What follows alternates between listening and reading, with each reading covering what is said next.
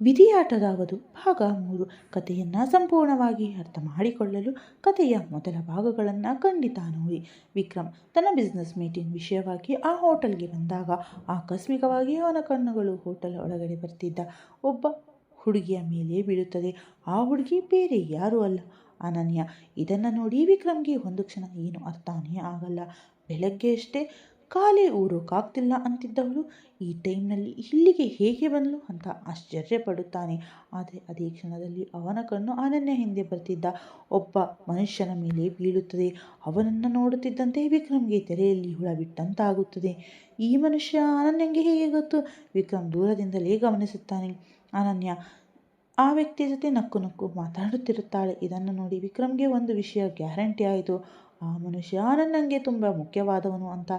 ಆದರೆ ಆ ವ್ಯಕ್ತಿಯ ಕಣ್ಣುಗಳಲ್ಲಿ ಅನನ್ಯ ಮೇಲಿರುವ ಪ್ರೀತಿಯನ್ನು ಕಂಡಾಗ ವಿಕ್ರಮ್ಗೆ ಅದನ್ನು ತಡೆದುಕೊಳ್ಳಲು ಆಗಲೇ ಇಲ್ಲ. ಇಷ್ಟರಲ್ಲಿ ಆ ಮನುಷ್ಯ ತನ್ನ ವಿಸಿಟಿಂಗ್ ಕಾರ್ಡ್ ತೆಗೆದು ಅನನ್ಯಗೆ ಕೊಡುವುದನ್ನು ವಿಕ್ರಮ್ ನೋಡುತ್ತಾನೆ. ಇದನ್ನು ನೋಡಿ ವಿಕ್ರಮ್ ಒಂದು ಕ್ಷಣ ಆಲೋಚಿಸಿ ತನ್ನಲ್ಲಿ ಅಂದುಕೊಳ್ಳುತ್ತಾನೆ, ಅಯ್ಯೋ, ನಾನು ಅನನ್ಯಗೆ ನನ್ನ ಕಾರ್ಡೇ ಕೊಟ್ಟಿಲ್ಲ. ಇಲ್ಲ. ನಂತರ ಮನಸ್ಸಿನಲ್ಲಿ ಉರಿದುಕೊಳ್ಳುತ್ತಾನೆ, ಈ ಹುಡುಗಿ ಈ ಮನುಷ್ಯನ ಹತ್ತಿರ ದುಡ್ಡು ತೆಗೆದುಕೊಳ್ಳೋಕೆ ಬಂದಿದ್ದಾಳೆ. ವಿಕ್ರಮ್ ಹೆಗಡೆ ತನ್ನ ಹೆಂಡತಿಗೆ ಖರ್ಚಿಗೆ ದುಡ್ಡು ಕೊಡಲಾರದಷ್ಟು ಬಡವನೇನೂ ಅಲ್ಲ. ಹೀಗೆಲ್ಲ ಯೋಚಿಸುತ್ತಿರಬೇಕಾದರೆ ಅವನ ಕಣ್ಣು ಅನನ್ಯಾಳ ಆ ನಗುವಿನ ಮುಖದ ಮೇಲೆ ನಿಂತು ಹೋಗುತ್ತದೆ. ಒಂದೆರಡು ಕ್ಷಣ ಅವನು ಅನನ್ಯಾಳ ಮುಖದಲ್ಲೇ ಕಳೆದು ಹೋಗುತ್ತಾನೆ. ಅಬ್ಬಾ, ಈಕೆಯ ನಗು ಎಷ್ಟು ಚೆನ್ನಾಗಿದೆ ಅಂತ ಭಾವಿಸುತ್ತಾನೆ. ಅಷ್ಟರಲ್ಲಿ ಎದುರುಗಡೆ ಕುಳಿತಿದ್ದ ವ್ಯಕ್ತಿಯ ಧ್ವನಿ ಕೇಳಿ ವಿಕ್ರಮ್ ತಕ್ಷಣ ತನ್ನ ಕಲ್ಪನಾ ಲೋಕದಿಂದ ಹೊರಗೆ ಬರುತ್ತಾನೆ. ತನ್ನ ಕೈಯಲ್ಲಿದ್ದ ಫೈಲ್ ಸರಿ ಮಾಡಿ ಟೇಬಲ್ ಮೇಲೆ ಇಟ್ಟು ಎದುರಿಗೆ ನೋಡುತ್ತಾನೆ. ಅಲ್ಲಿ ಕುಳಿತಿದ್ದ ವ್ಯಕ್ತಿಯ ಜೊತೆಯೇ ವಿಕ್ರಮ್ನ ಮೀಟಿಂಗ್ ಇತ್ತು. ಆ ವ್ಯಕ್ತಿ, ಮಿಸ್ಟರ್ ಹೆಗಡೆ, ನಿಮಗೆ ನಮ್ಮ ಪ್ರಾಜೆಕ್ಟ್ ಹೇಗೆ ಅನಿಸ್ತು ಅಂತ ಕೇಳುತ್ತಾನೆ. ವಿಕ್ರಮ್ ಪೂರ್ತಿ ಸಿಟ್ಟಿನಲ್ಲಿ, ನಿಮ್ಮ ಪ್ರಾಜೆಕ್ಟ್ ಕಿತ್ತೋಗಿರೋ ಕಸದ ಥರ ಇದೆ ಅಂತ ಖಾರವಾಗಿ ಹೇಳಿ ತನ್ನ ಜಾಗದಿಂದ ಎದ್ದು ನಿಂತಿರ್ತಾನೆ. ಪಕ್ಕದಲ್ಲಿದ್ದ ಚೇತನ್ ಕಡೆ ನೋಡಿ, ಇನ್ನೊಮ್ಮೆ ನೀನೇನಾದರೂ ನನ್ನ ಇಂಥದ್ದೇ ಮೀಟಿಂಗ್ಗೆ ಕರೆದುಕೊಂಡು ಬಂದೆ ಅಂದರೆ ಆಮೇಲೆ ಪರಿಣಾಮ ನೆಟ್ಟಗಿರಲ್ಲ, ನೆನ್ಪಿಟ್ಕೋ ಅಂತ ಗದರಿ ಸಿಟ್ಟಿನಿಂದ ಅಲ್ಲಿಂದ ಹೊರಟು ಹೋಗುತ್ತಾನೆ. ಚೇತನ್ ಗಾಬರಿಯಿಂದ ಎದ್ದು ನಿಂತು, ಅಣ್ಣಂಗೆ ದಿಢೀರಂತ ಯಾಕೆ ಇಷ್ಟೊಂದು ಕೋಪ ಬಂತು? ಪ್ರಾಜೆಕ್ಟ್ ಚೆನ್ನಾಗಿ ಇತ್ತಲ್ಲ ಅಂತ ಅಂದುಕೊಳ್ಳುತ್ತಾನೆ. ನಂತರ ಎದುರಿಗೆ ನಿಂತಿದ್ದ ವ್ಯಕ್ತಿಯ ಕಡೆ ನೋಡಿ, ಬಹುಶಃ ನಿಮ್ಮ ಪ್ರಾಜೆಕ್ಟ್ನಲ್ಲಿ ಯಾವುದೋ ದೊಡ್ಡ ತಪ್ಪಿದ್ದ ಹಾಗಿದೆ. ನಮ್ಮಣ್ಣಂಗೆ ತಪ್ಪು ಕಂಡ್ರೆ ಸಹಿಸಲ್ಲ. ನೀವು ಒಂದ್ಸಲ ಪ್ರಾಜೆಕ್ಟನ್ನು ಮತ್ತೆ ಚೆಕ್ ಮಾಡಿಕೊಳ್ಳಿ ಅಂತ ಹೇಳಿ ಚೇತನ್ ಕೂಡ ಅಲ್ಲಿಂದ ಹೊರಟು ಹೋಗುತ್ತಾನೆ. ಅವರಿಬ್ಬರು ಹೋದ ಮೇಲೆ ಆ ಬಿಸ್ನೆಸ್ಮನ್ ತನ್ನ ಅಸಿಸ್ಟೆಂಟ್ ಕಡೆ ನೋಡಿ, ನಾನು ನಿನಗೆ ಮುಂಚೆ ಹೇಳಿದ್ದೆ ಅಲ್ವಾ, ಈ ಪ್ರಾಜೆಕ್ಟ್ ಪ್ರೆಸೆಂಟೇಷನ್ನ ತುಂಬ ಚೆನ್ನಾಗಿ ರೆಡಿ ಮಾಡುವಂತ. ಹೆಗಡೆ ಕಂಪನಿ ಜೊತೆ ಕೈ ಜೋಡಿಸೋಕೆ ಸಿಕ್ಕಿದ್ದ ಒಳ್ಳೆಯ ಅವಕಾಶ ಇದು. ಆದರೆ ನಿನ್ನಿಂದಾಗಿ ಆ ಅವಕಾಶ ಕೈ ಬಿಟ್ಟು ಹೋಯಿತು ಅಂತ ಬೈಯುತ್ತಾನೆ. ಆ ಪರ್ಸನಲ್ ಅಸಿಸ್ಟೆಂಟ್ ಮುಖ ಸಣ್ಣಗೆ ಮಾಡಿಕೊಂಡು ಬಾಸ್ ಬೈಗುಳ ಕೇಳ್ತಾ ನಿಂತಿರ್ತಾನೆ. ಪ್ರೆಸೆಂಟೇಷನ್ನಲ್ಲಿ ಎಲ್ಲಿ ತಪ್ಪಾಯಿತು ಅಂತ ಅವನಿಗೆ ಅರ್ಥವೇ ಆಗ್ತಿರಲಿಲ್ಲ. ಪಾಪ, ಅವರಿಗೆ ಹೇಗೆ ಗೊತ್ತಾಗಬೇಕು? ತಪ್ಪ ಅವರ ಪ್ರೆಸೆಂಟೇಷನ್ನಲ್ಲಿ ಇರಲಿಲ್ಲ, ಅವರ ಗ್ರಹಚಾರ ಕೆಟ್ಟಿತ್ತು ಅಷ್ಟೇ. ಹೋಟೆಲ್ನಿಂದ ಹೊರಗೆ ಬಂದ ವಿಕ್ರಮ್ನ ಕಾರಿನಲ್ಲಿ ಕುಳಿತು ಚೇತನ್ಗೆ, ನನಗೆ ಆ ವ್ಯಕ್ತಿಯ ಬ್ಯಾಕ್ಗ್ರೌಂಡ್ ಬಗ್ಗೆ ವಿವರಗಳು ತಕ್ಷಣ ಬೇಕು ಅಂತ ಹಠಾತ್ತಾಗಿ ಆದೇಶಿಸುತ್ತಾನೆ. ಚೇತನ್ ಹೂ ಅಂತ ತಲೆ ಆಡಿಸುತ್ತಾನೆ. ವಿಕ್ರಮ್ ಗಾಡಿ ತೆಗೆದುಕೊಂಡು ಸೀದಾ ಹೊರಟು ಹೋಗುತ್ತಾನೆ. ಚೇತನ್ ತನ್ನ ಕಾರಿನಲ್ಲಿ ಕುಳಿತು ಯಾರಿಗೂ ಫೋನ್ ಮಾಡಿ ವಿಷಯ ತಿಳಿಸಿ ಸ್ವಲ್ಪ ಹೊತ್ತಿನ ನಂತರ ತಾನು ಅಲ್ಲಿಂದ ಹೊರಟು ಹೋಗುತ್ತಾನೆ. ಇತ್ತ ಅನನ್ಯ ಮನೆಗೆ ಬಂದು ಸೀದಾ ತನ್ನ ರೂಮ್ಗೆ ಹೋಗಿ ಕುಳಿತುಕೊಳ್ಳುತ್ತಾಳೆ. ರೂಮ್ಗೆ ಬಂದು ಮತ್ತೆ ಹಾಸಿಗೆಯ ಮೇಲೆ ಕುಳಿತು ಏನು ಯೋಚನೆ ಮಾಡುತ್ತಾ, ಅಬ್ಬಾ, ಈಗ ನನಗೆ ಜಾಬ್ ಕೂಡ ಸಿಗುತ್ತೆ, ಇನ್ಮುಂದೆ ಹಿಂಗಾದರೂ ಮಾಡಿ ನನ್ನ ಅಪ್ಪ ಅಮ್ಮನನ್ನು ಹುಡುಕಬೇಕು ಅಂತ ಅಂದುಕೊಳ್ಳುತ್ತಾಳೆ ನಿಟ್ಟುಸಿರು ಬಿಡುತ್ತಾ. ನಂತರ ಆಕೆ, ಈ ವಿಕ್ರಮ್ ಅಷ್ಟೇನು ಕೆಟ್ಟವನಲ್ಲ ಬಿಡು, ಆದರೆ ನನ್ನ ಇಡೀ ಜೀವನ ಅವನ ಜೊತೆ ಕಳೆಯೋಕೆ ಆಗಲ್ಲ. ಯಾಕಂದರೆ ನಾನು ಮದುವೆಯಾಗಬೇಕಾಗಿರೋದು ನನ್ನ ಆ ಪ್ರಾಣದಾತನನ್ನ ಅಂತ ಹೇಳ್ತಾ ಎದ್ದು ಅಲ್ಮಾರ ಹತ್ತಿರ ಹೋಗುತ್ತಾಳೆ. ಅಲ್ಮಾರ ಬಾಗಿಲು ತೆಗೆದು ಅದರಲ್ಲಿ ಆ ಹಳೆಯ ಜಾಕೆಟನ್ನು ಹೊರಗೆ ತೆಗೆದು ಮತ್ತೆ ಬಂದು ಕುಳಿತುಕೊಳ್ಳುತ್ತಾಳೆ. ಆ ಜಾಕೆಟನ್ನೇ ದಿಟ್ಟಿಸುತ್ತಾ ನೋಡುತ್ತಾ, ಅಯ್ಯೋ, ನಾನು ನಿಮ್ಮನ್ನು ಇನ್ಮೇಲೆ ಭೇಟಿಯಾಗೋಕ್ಕೆ ಆಗಲ್ವಾ? ನಾನು ಕೇವಲ ಅಚಾನಕ್ಕಾಗಿ ನಿಮ್ಮ ಹತ್ತಿರ ಸಹಾಯ ಕೇಳಿದ್ದೆ, ನೀವು ನನಗಾಗಿ ಸಹಾಯ ಕೂಡ ಮಾಡಿದ್ರಿ. ನಾನು ಆಗ ಉಗ್ರಗಾಮಿಗಳ ಜೊತೆ ಸೇರಿಕೊಂಡಿರೋವಳು ಇರಬಹುದೇನೋ ಅನ್ನೋ ಭಯ ಕೂಡ ನಿಮಗಿರಲಿಲ್ಲವಲ್ಲ ಅಂತ ನೆನೆಸಿಕೊಳ್ಳುತ್ತಾಳೆ. ಅನನ್ಯಾಗೆ 5 ವರ್ಷಗಳ ಹಿಂದಿನ ಆ ದಿನ ನೆನಪಿಗೆ ಬರುತ್ತದೆ. ಅನನ್ಯಾಗೆ ಆಗಷ್ಟೇ 18 ವರ್ಷ. ಆಕೆ ಅನಾಥಾಶ್ರಮದಿಂದ ತನ್ನ ಮನೆಗೆ ಹೊರಟಿದ್ದಾಗ ಯಾರೋ ಆಕೆಯನ್ನು ಕಿಡ್ನ್ಯಾಪ್ ಮಾಡಿದ್ದರು. ಕಿಡ್ನ್ಯಾಪ್ ಆದ ಮೇಲೆ ಆಕೆಯನ್ನು ಒಂದು ಕತ್ತಲೆ ಕೋಣೆಯಲ್ಲಿ ಬಂಧಿಸಿಡಲಾಗಿತ್ತು. ಆಕೆಗೆ ತನ್ನನ್ನು ಯಾರು ಕಿಡ್ನ್ಯಾಪ್ ಮಾಡಿದ್ದಾರೆ ಅಂತ ಗೊತ್ತಿರಲಿಲ್ಲ. ಕಣ್ಣುಗಳ ಮುಂದೆ ಪೂರ್ತಿ ಕತ್ತಲೆ ಆವರಿಸಿತ್ತು. ಅಂದರೆ ಆಕೆಗೆ ಮರೆಯುವ ಇಂಜೆಕ್ಷನ್ ನೀಡಲಾಗಿತ್ತು. ಆ ಪ್ರಜ್ಞೆಯಿಲ್ಲದ ಸ್ಥಿತಿಯಲ್ಲೂ ಆಕೆಗೆ ಹಠಾತ್ತಾಗಿ ಬಂದು ಕೆನಗುಂಡುಗಳ ಸದ್ದು ಕೇಳಿಸಿತು. ಆ ಸದ್ದು ಕೇಳಿ ಅನನ್ಯ ಕಣ್ಣು ತೆರೆಯಲು ಪ್ರಯತ್ನಿಸಿದಾಗ ಆಕೆ ಕಣ್ಣೆದುರು ಒಬ್ಬ ಎತ್ತರವಾದ ದೃಢಕಾಯದ ಮನುಷ್ಯ ಬಂದು ನಿಂತಿದ್ದ. ಅನನ್ಯ ತನ್ನ ಎದುರಿಗೆ ನಿಂತಿದ್ದ ಆ ವ್ಯಕ್ತಿಯನ್ನು ನೋಡಿ ಪ್ಲೀಸ್ ನನ್ನನ್ನು ಇಲ್ಲಿಂದ ಕಾಪಾಡಿ ಕರೆದುಕೊಂಡು ಹೋಗಿ ಅಂತ ಬೇಡಿಕೊಂಡಿದ್ದಳು. ಆ ವ್ಯಕ್ತಿ ಅನನ್ಯನ ಆ ಅಪಾಯದಿಂದ ಪಾರು ಮಾಡಿ ಕರೆದುಕೊಂಡು ಬಂದಿದ್ದ. ಆ ಹಳೆಯ ನೆನಪಿನಿಂದ ಹೊರಬಂದ ಅನನ್ಯ ಆ ಜಾಕೆಟನ್ನು ಮುಟ್ಟಿ ನನ್ನ ಪ್ರಾಣದಾತನೇ ಎಲ್ಲಿದ್ದೀಯ ನೀನು ಅಂತ ಗೊಣಗುತ್ತಾ ಅದನ್ನು ಮತ್ತೆ ಆ ಜಾಗದಲ್ಲೇ ಎತ್ತಿಡುತ್ತಾಳೆ. ಇತ್ತ ವಿಕ್ರಮ್ ಆ ಹೋಟೆಲ್ನಿಂದ ನೇರವಾಗಿ ಮನೆಗೆ ಹೊರಡಬೇಕಿತ್ತು. ಅಷ್ಟರಲ್ಲಿ ಅವನಿಗೆ ಯಾರದ್ದು ಫೋನ್ ಬರುತ್ತದೆ. ವಿಕ್ರಮ್, ನಾನು ಅವರ ಎಲ್ಲ ಡೀಟೇಲ್ಸ್ ನಿಮಗೆ ಕಳಿಸಿಕೊಟ್ಟಿದ್ದೇನೆ, ಒಮ್ಮೆ ಚೆಕ್ ಮಾಡಿಕೊಳ್ಳಿ, ಆಮೇಲೆ ಮುಂದೆ ಏನು ಮಾಡಬೇಕು ಅಂತ ನನಗೆ ತಿಳಿಸಿ ಅಂತ ಹೇಳ್ತಾನೆ. ಫೋನ್ನ ಆ ಕಡೆಯಿಂದ ನನಗೂ ರಜೆ ಸಿಕ್ಕಿದೆ, ಅದಕ್ಕೆ ನಾನು ವಾಪಸ್ ಬರ್ತಾ ಇದ್ದೀನಿ. ಅಂದ ಹಾಗೆ ಈ ಡೀಟೇಲ್ಸನ್ನು ಕ್ಯಾಪ್ಟನ್ ಕಳಿಸಿದ್ದೇನೆ, ಉಳಿದ ವಿಷಯಗಳನ್ನು ಮನೆಗೆ ಬಂದು ಮಾಡ್ತೀನಿ ಅಂತ ಹೇಳಿ ಫೋನ್ ಕಟ್ ಮಾಡ್ತಾರೆ. ವಿಕ್ರಮ್ ಫೋನ್ ಪಕ್ಕಕ್ಕಿಟ್ಟು ಡ್ರೈವ್ ಮಾಡಿಕೊಂಡು ಮನೆಗೆ ಬರ್ತಾ ಇರ್ತಾನೆ. ಸ್ವಲ್ಪ ಹೊತ್ತಿನಲ್ಲಿ ಅವನು ತನ್ನ ಮನೆಗೆ ಬರ್ತಾನೆ. ಕಾರಿನಿಂದ ಇಳಿದು ಎದುರಿಗಿದ್ದ ತನ್ನ ಮನೆಯನ್ನು ನೋಡಿ ಒಳಗಡೆ ಹೋಗ್ತಾನೆ. ಒಳಗೆ ಹೋದವನೇ ಸುತ್ತಲೂ ನೋಡುತ್ತಾನೆ. ಕೆಲಸಗಾರರೆಲ್ಲ ತಮ್ಮ ಕೆಲಸದಲ್ಲಿ ಬ್ಯುಸಿಯಾಗಿದ್ದರು. ಅವರನ್ನು ನೋಡಿ ಅನನ್ಯ ಮನೆ ಬಿಟ್ಟು ಎಲ್ಲಾದರೂ ಹೊರಗೆ ಹೋಗಿದ್ಲಾ ಅಂತ ಕೇಳುತ್ತಾನೆ. ಅದಕ್ಕೊಬ್ಬ ಕೆಲಸಗಾರ ಹತ್ತಿರ ಬಂದು ಇಲ್ಲ ಸರ್, ಅಮ್ಮ ಅವರು ರೂಮಲ್ಲಿ ರೆಸ್ಟ್ ತೆಗೆದುಕೊಳ್ಳುತ್ತಿದ್ದಾರೆ ಅಂತ ಹೇಳ್ತಾನೆ. ವಿಕ್ರಮ್ ಸುಮ್ಮನೆ ರೂಮ್ ಕಡೆ ಹೋಗ್ತಾನೆ. ರೂಮ್ ಹತ್ತಿರ ಹೋದಾಗ ಒಳಗೆ ಅನನ್ಯ ಯಾರ ಜೊತೆಯೂ ಮಾತನಾಡುತ್ತಿರುವ ಸದ್ದು ಕೇಳಿಸುತ್ತದೆ. ಅದನ್ನು ಕೇಳಿ ತಕ್ಷಣ ಬಾಗಿಲು ತೆರೆದು ನೋಡುತ್ತಾನೆ. ಅನನ್ಯ ಫೋನ್ನಲ್ಲಿ ಯಾರ ಜೊತೆಯೂ ಮಾತನಾಡುತ್ತಿದ್ದಳು. ವಿಕ್ರಮ್ ಒಳಗೆ ಬರೋದನ್ನು ನೋಡಿ ಅನನ್ಯ ಫೋನ್ನಲ್ಲಿ ಸರಿ ನಾನು ನಿಮಗೆ ಆಮೇಲೆ ಫೋನ್ ಮಾಡ್ತೀನಿ ಅಂತ ಹೇಳಿ ಇರ್ತಾಳೆ. ವಿಕ್ರಮ್ ಅನನ್ಯ ಹತ್ತಿರ ಬಂದು ನಿನಗೆ ಈ ಮನೆಯಲ್ಲಿ ಮಾಡೋ ಅಡುಗೆ ಇಷ್ಟ ಇಲ್ವಾ ಅಂತ ಕೇಳ್ತಾನೆ. ಅನನ್ಯಾಗೆ ಏನೂ ಅರ್ಥವಾಗದೆ ಏನೇನು ಒರಟಾಗಿ ಮಾತಾಡ್ತಿದ್ದೀಯಲ್ಲ, ಏನಾಯಿತು ನಿನಗೆ ಅಂತಾಳೆ. ವಿಕ್ರಮ್ ನಿನಗೆ ದುಡ್ಡಿನ ಅಗತ್ಯವಿದ್ದರೆ ನನ್ನ ಹತ್ತಿರ ಕೇಳಬಹುದು, ನಿನ್ನ ಗಂಡ ನೀನು ಬಡವನಲ್ಲ ಅಂತ ಹೇಳ್ತಾನೆ. ಅನನ್ಯಾಗೆ ವಿಕ್ರಮ್ ಯಾಕೆ ಹೀಗೆ ಮಾತನಾಡುತ್ತಿದ್ದಾನೆ ಅಂತ ತಲೆಬುಡ ಅರ್ಥವಾಗದೆ ನೀನು ಏನು ಹೇಳ್ತಾ ಇದ್ದೀಯಾ, ವಿಷಯ ಏನು ಅಂತಾಳೆ. ವಿಕ್ರಮ್ ಈ ಮಾತು ಬಳಸಿ ಹೇಳದೆ ನೇರವಾಗಿ ನೀನು ಇಡೀ ದಿನ ಮನೆಯಲ್ಲೇ ಇದೆಯಾ ಅಂತ ಕೇಳ್ತಾನೆ. ಅನನ್ಯ ಹೌದು, ನಾನು ಇಡೀ ದಿನ ಮನೆಯಲ್ಲೇ ಇದ್ದೆ ಅಂತ ಹೇಳಿ ಮನಸ್ಸಿನಲ್ಲಿ ಅಯ್ಯೋ ಇವನಿಗೆ ನನ್ನ ಮೇಲೆ ಅನುಮಾನ ಬಂತ, ಹೇಗೆ ಸಾಧ್ಯ, ನಾನು ತುಂಬ ಹುಷಾರಾಗಿಯೇ ಮನೆಯಿಂದ ಹೊರಗೆ ಹೋಗಿದ್ನಲ್ಲ ಅಂತ ಯೋಚಿಸ್ತಾಳೆ. ವಿಕ್ರಮ್ ಹೌದಾ, ಸರಿ ಬಿಡು ಅಂತ ಹೇಳಿ ಆ ರೂಮ್ನಿಂದ ಹೊರಗೆ ಹೋಗಿ ದಡಮ್ ಅಂತ ಬಾಗಿಲು ಮುಚ್ಚುತ್ತಾನೆ. ಅನನ್ಯ ವಿಕ್ರಮ್ ಹೋದ ಆದಿಯನ್ನೇ ನೋಡುತ್ತಾ ಇವನೇನು ಹೀಗೆ ವಿಚಿತ್ರವಾಗಿ ಆಡ್ತಿದ್ದಾನೆ, ಇವನೇನಾದರೂ ಮಾಡಿಕೊಳ್ಳಿ, ನನಗೇನಾಗಬೇಕು ಅಂತ ತನ್ನ ಫೋನ್ನಲ್ಲಿ ಯಾರದ್ದು ನಂಬರ್ ಹುಡುಕಲು ಶುರು ಮಾಡುತ್ತಾಳೆ. ಅಷ್ಟರಲ್ಲಿ ಆಕೆಗೆ ನೆನಪಾಗುತ್ತದೆ ದುಡ್ಡು ಅಡುಗೆ. ತಕ್ಷಣ ಆಕೆಯ ಬಾಯಿಂದ ಓ ಶಿಟ್, ವಿಕ್ರಮ್ ನನ್ನನ್ನು ಧೀರಜ್ ಜೊತೆ ನೋಡಿದ್ದಾನಾ, ಅದಕ್ಕೆ ಇಷ್ಟೊಂದು ಏನೇನು ಮಾತನಾಡುತ್ತಿದ್ದಾನಾ, ಆದರೆ ಇದಕ್ಕೆ ಇಷ್ಟೊಂದು ಕೋಪ ಮಾಡಿಕೊಳ್ಳುವ ಅಗತ್ಯ ಏನಿದೆ, ಬಹುಶಃ ನಾನು ಈ ಮನೆಯಲ್ಲಿ ಮಾಡೋ ಅಡುಗೆ ಸರಿಯಿಲ್ಲ ಅಂತ ಬೈದಿದ್ದಕ್ಕೆ ಕೋಪ ಬಂದಿರಬೇಕು. ಅಡುಗೆ ಚೆನ್ನಾಗಿಲ್ಲ ಅಂದ ಮೇಲೆ ಬೈದೆ, ಇನ್ನೇನು ಹೊಗಳೋಕ್ಕಾಗುತ್ತಾ, ಕೋಪ ಮಾಡಿಕೊಂಡು ಹೋದದ್ದನ್ನು ನೋಡಿದರೆ ನಾನೇನು ಇವನ ದೊಡ್ಡ ಶತ್ರು, ನಾ ಭೇಟಿಯಾಗಿ ಬಂದಿರೋ ಥರ ಆಡ್ತಿದ್ದಾನೆ ಅಂತ ಗೊಣಗುತ್ತಾ ಮತ್ತೆ ತನ್ನ ಜಾಗದಲ್ಲಿ ಕುಳಿತುಕೊಳ್ಳುತ್ತಾಳೆ. ಆದರೆ ಅನನ್ಯಾಗೆ ಮನಸ್ಸಿನಲ್ಲಿ ಎಲ್ಲೋ ಒಂದು ಕಡೆ ಬೇಸರವಾಗುತ್ತಿತ್ತು. ಆಕೆ ತನ್ನ ಜಾಗದಿಂದ ಎದ್ದು ನಾನು ವಿಕ್ರಮ್ಗೆ ವಿಷಯ ಏನು ಅಂತ ತಿಳಿಸಲಿ, ಹೇಳಬೇಕು, ಏನೇ ಆದರೂ ಇವತ್ತಿನ ದಿನ ಜೀವಂತವಾಗಿ ಇರೋದಕ್ಕೆ ವಿಕ್ರಮ್ ಕಾರಣ ಅಂತ ಅಂದುಕೊಂಡು ಆ ರೂಮ್ನಿಂದ ಹೊರಗೆ ಹೋಗ್ತಾಳೆ. ವಿಕ್ರಮ್ ಕೋಪದಿಂದ ನೇರವಾಗಿ ಲೈಬ್ರರಿಗೆ ಹೋಗಿ ತನ್ನ ಲ್ಯಾಪ್ಟಾಪ್ ಮುಂಭಾಗ ಕುಳಿತು ಏನೂ ಕೆಲಸ ಮಾಡೋಕೆ ಶುರು ಮಾಡ್ತಾನೆ. ಇದ್ದಕ್ಕಿದ್ದಂತೆ ಅವನ ಮುಖದಲ್ಲಿ ಒಂದು ದೊಡ್ಡ ನಗು ಮೂಡುತ್ತದೆ. ಧೀರಜ್, ಇದೇ ಅಲ್ವಾ ನಿನ್ನ ಹೆಸರು, ಎಷ್ಟು ಧೈರ್ಯ ನಿನಗೆ ಅಂತ ಪಿಸಿಗುಡುತ್ತಾನೆ. ಅಷ್ಟರಲ್ಲಿ ಲೈಬ್ರರಿಯ ಬಾಗಿಲು ತೆಗೆಯುವ ಸದ್ದಾಗುತ್ತದೆ. ವಿಕ್ರಮ್ ತಕ್ಷಣ ಲ್ಯಾಪ್ಟಾಪ್ ಮುಚ್ಚಿ ಕಿಟಕಿಯಿಂದ ಹೊರಗೆ ನೋಡುವಂತೆ ನಟಿಸುತ್ತಾನೆ. ಅನನ್ಯ ಒಳಗೆ ಬಂದು ನೋಡುತ್ತಾಳೆ. ವಿಕ್ರಮ್ ಕಿಟಕಿಯ ಹೊರಗೆ ನೋಡುತ್ತಾ ನಿಂತಿದ್ದ. ಆಕೆ ಅವನನ್ನು ನೋಡಿ ಮೆಲ್ಲಗೆ ನಾನು ನಿಮಗೆ ಹೇಗೆ ವಿಷಯ ತಿಳಿಸಲಿ, ನಾನು ಅಂತ ತದರುತ್ತಿರುತ್ತಾಳೆ. ವಿಕ್ರಮ್ ತನ್ನ ಜಾಗದಿಂದ ತಿರುಗಿ ನಿಂತು ಮೊದಲು ನೀನು ನನಗೆ ಏನು ಹೇಳಬೇಕು ಅಂತ ಸಮಾಧಾನವಾಗಿ ಯೋಚನೆ ಮಾಡು, ಆಮೇಲೆ ಬಂದು ಹೇಳು ಅಂತ ಗಂಭೀರವಾಗಿ ಹೇಳುತ್ತಾನೆ.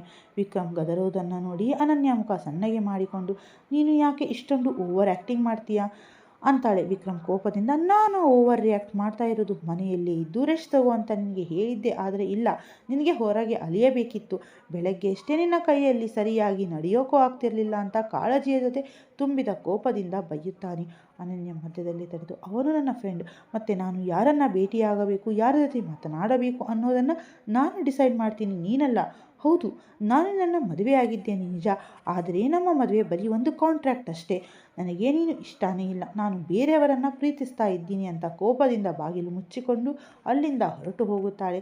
ಅನನ್ಯ ಬಾಯಿಂದ ಈ ಮಾತುಗಳನ್ನು ಕೇಳಿದ ವಿಕ್ರಮ್ಗೆ ಕೋಪ ನೆತ್ತಿಗೇರಿ ಹಲ್ಲು ಕಡಿಯುತ್ತಾ ಧೀರಜ್ ನಿನ್ನನ್ನು ನಾನು ಸುಮ್ಮನೆ ಬಿಡಲ್ಲ ಅಂತ ಅಬ್ಬರಿಸಿ ತಕ್ಷಣ ಫೋನ್ ತೆಗೆದು ಯಾರಿಗೂ ಕಾಲ್ ಮಾಡುತ್ತಾನೆ. ಹೊರಗೆ ಬಂದ ಅನನ್ಯ, ನಾನೇನೋ ಇವನಿಗೆ ವಿಷಯ ತಿಳಿಸಿ ಹೇಳೋಣ ಅಂತ ಹೋದರೆ ಇವನು ನನ್ನ ಮಾತನ್ನು ಕೇಳೋಕೆ ತಯಾರಿಲ್ಲ. ತನ್ನ ತಲೆಯಲ್ಲಿ ಏನು ಬರುತ್ತೋ ಅದನ್ನೇ ವಾಂತಿ ಮಾಡುತ್ತಿದ್ದಾನೆ. ನನ್ನ ಮೇಲೆ ಎಷ್ಟು ಕೋಪ ತೋರಿಸ್ತಿದ್ದಾನೆ. ಗೋ ಟು ಹೆಲ್ ಅಂತ ಬೈದುಕೊಳ್ಳುತ್ತಾ ರೂಮ್ಗೆ ಬರ್ತಾಳೆ. ತನ್ನಷ್ಟಕ್ಕೆ ತಾನೇ ಮಾತನಾಡಿಕೊಳ್ಳುತ್ತಾ, ನನಗೆ ವಿಕ್ರಮ್ ಅಂದರೇನೇ ಅಪರಿಚಿತ. ನನಗೆ ಅವನ ಬಗ್ಗೆ ಏನು ಗೊತ್ತಿಲ್ಲದಿರುವಾಗ ನಾನು ಅವನ ಸಹಾಯ ಹೇಗೆ ತೆಗೆದುಕೊಳ್ಳಲಿ? ಧೀರಜ್ ಅಂದರೆ ನನಗೆ ಸಹಾಯ ಮಾಡ್ತಾನೆ. ನನ್ನ ಅಪ್ಪ ಅಮ್ಮನನ್ನು ಹುಡುಕಿ ಕೊಡ್ತಾನೆ. ನಾನು ಎಷ್ಟು ಬೇಗ ಸಾಧ್ಯವೋ ಅಷ್ಟು ಬೇಗ ನನ್ನ ಹೆತ್ತವರನ್ನು ಹುಡುಕಬೇಕು. ಆಮೇಲೆ ಈ ವಿಕ್ರಮ್ ಜೊತೆ ಒಂದು ಕ್ಷಣವೂ ನಾನು ಇರಲ್ಲ ಅಂತ ಅಂದುಕೊಳ್ಳುತ್ತಾಳೆ. ಅನನ್ಯ ರೂಮ್ನಲ್ಲಿ ಚಿಂತೆಯಿಂದ ಆ ಕಡೆ ಈ ಕಡೆ ತಿರುಗುತ್ತಿರುವಾಗ ಆಕೆಯ ಫೋನ್ಗೆ ಧೀರಜ್ನಿಂದ ಕರೆ ಬರುತ್ತದೆ. ಅನನ್ಯ ತಕ್ಷಣ ಫೋನ್ ರಿಸೀವ್ ಮಾಡಿ, ಹೇಳು ಧೀರಜ್ ಅಂತಾಳೆ. ಧೀರಜ್ ಫೋನ್ನಲ್ಲಿ ನಗುತ್ತಾ, ನಿನ್ನ ಕೆಲಸ ರೆಡಿಯಾಗಿದೆ, ನೀನು ನಾಳೆಯಿಂದ ಜಾಯಿನ್ ಆಗಬಹುದು ಅಂತ ಹೇಳ್ತಾನೆ. ಅನನ್ಯಾಗೆ ಖುಷಿ ತಡೆಯೋಕೆ ಆಗದೆ, ಹೌದಾ, ನಿಜವಾಗ್ಲೂನಾ, ಇಷ್ಟು ಬೇಗನಾ ಅಂತ ಕುಣಿದಾಡುತ್ತಾಳೆ. ಧೀರಜ್, ಹೌದು, ನಾನು ನಮ್ಮ ಬಾಸ್ ಹತ್ತಿರ ಮಾತನಾಡಿದ್ದೆ. ಅವರಿಗೆ ಒಬ್ಬ ಪರ್ಸನಲ್ ಅಸಿಸ್ಟೆಂಟ್ ಅಗತ್ಯವಿತ್ತು. ನಾನು ನಿನ್ನ ಬಗ್ಗೆ ಹೇಳಿದ್ದೆ, ಅವರು ಒಪ್ಪಿಕೊಂಡಿದ್ದಾರೆ. 1-2 ದಿನದಲ್ಲಿ ಡಾಕ್ಯುಮೆಂಟ್ ಸಬ್ಮಿಟ್ ಮಾಡು. ನಿನ್ನ ಅಭ್ಯಂತರವಿಲ್ಲದಿದ್ದರೆ ನಾಳೆಯಿಂದಲೇ ಕೆಲಸಕ್ಕೆ ಬರಬಹುದು ಅಂದಿದ್ದಾರೆ ಎನ್ನುತ್ತಾನೆ.